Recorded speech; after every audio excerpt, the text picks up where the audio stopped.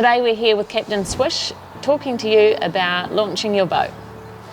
Well, the first thing when you get down to the ramp is obviously, you've got to get it ready, get the tie downs off, double check that you have got your bung and also your boarding ladder up. You take your rope off your bow so that you've got control of that. And then you get, obviously, to back the boat down to the water.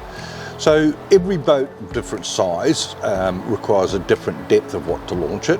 For example, my Haines 485, I know that I only need to launch it as far as I can just see the springs are just above the water, so I don't have to drown the bearings or anything else like that.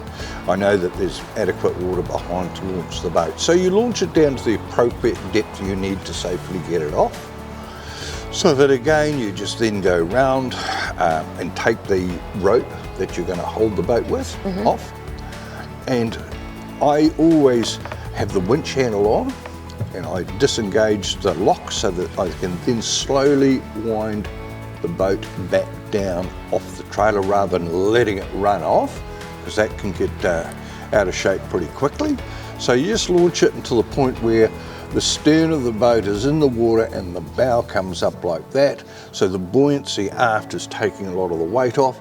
Then you can release the handle because you've got the rope, and then you've got control of releasing that boat right down to the point where on the V of the trailer where the rollers are, that the winch wire can come off and then just be connected back on the trailer so it's ready to go again.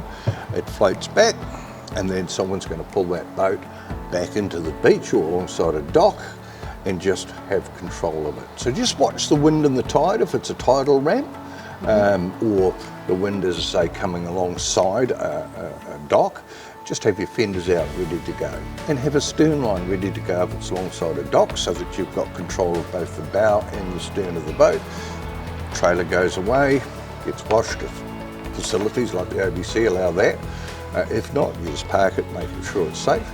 Always take your winch handle off your trailer and put it in the car, because there are some naughty buggers out there that'll flog them.